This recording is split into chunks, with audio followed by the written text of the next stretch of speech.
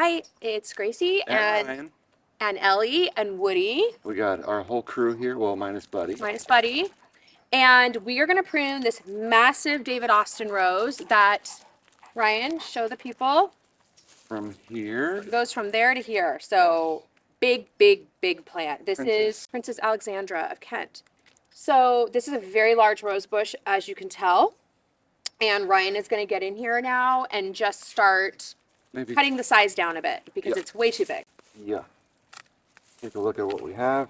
This is about a 5 to 6 year old rose bush, hence its size. And this bush is actually going to a new home right now. Somebody purchased this bush from us and it's going to be dug up. Buddy's here now. Buddy.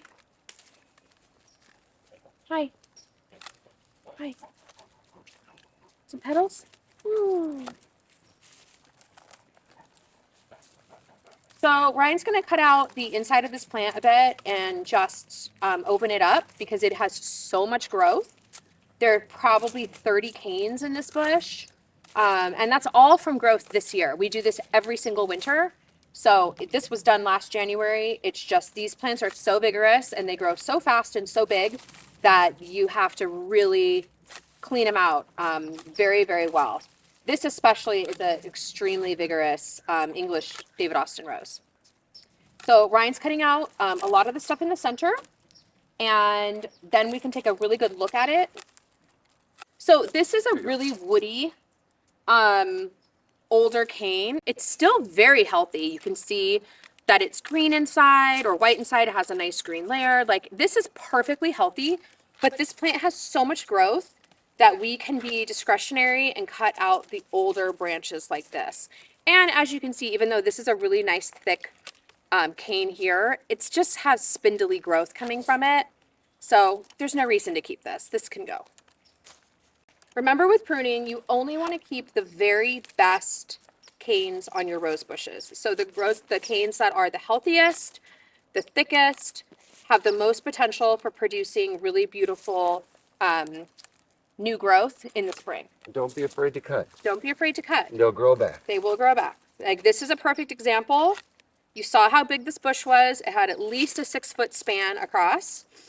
And we did this literally 12 months ago. So these plants want to grow, they want to thrive, and the more you cut them back, the more vigor they will have and produce for you. So there's nothing wrong with giving your roses a really, really good pruning. What we have right now on this Princess Alexandra bush are 1, 2, 3, 4, 5, 6, 7, 8, 9, 10 beautiful canes. Let's cut these down so that they are about even with the others. Okay. And remove foliage. Take your cuts all the way down to the base of the rose bush. Anything you don't want to keep, take it down as far as you can. This looks nice. Okay. Somebody's going to be very happy with this when they receive it because this is a lot of plant, a whole lot of plant, right? Yes, it is. Okay. Let's cut her down a bit because she's sticking up. Okay, so all of these canes that we have left are about a foot long. And we have left 1, 2, 3, 4, 5, 6, 7, 8, 9, and 10. I do think you can cut this guy out all the way down. So we'll leave 9 beautiful canes on this rose. They're about a foot long each. And they are spoking out, right? Like a basket. So when you have the view from your rose bush up above, you want all of your canes to be going outward like this. You don't want crossing. You don't want anything impeding the center of the bush. So this is really, really pretty.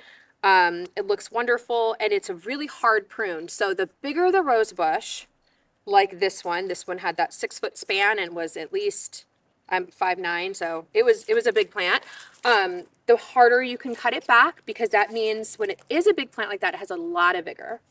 And it will, if you don't cut it back enough, you will get more spindly, I like to say ugly growth. The more you cut it back, the prettier the plant will look in the spring. And this, we've left so many beautiful bud eyes here for this plant to push. We've got our outward facing bud eye on this cane, over here as well, over here as well. So I think it's going to be beautiful. The next step for this would be to rake up all of the debris, of course, and then give it a good dormant spraying, which we will do in another video. And then this plant is ready to go for spring. You can transplant this rose from this point to another place in your garden. You can give it to a friend. We're going to dig this up and give it to a customer. So this is a David Austin English shrub rose, and this is a perfect, beautiful prune on these large, very productive rose bushes. Yeah. Thank Thank you. you.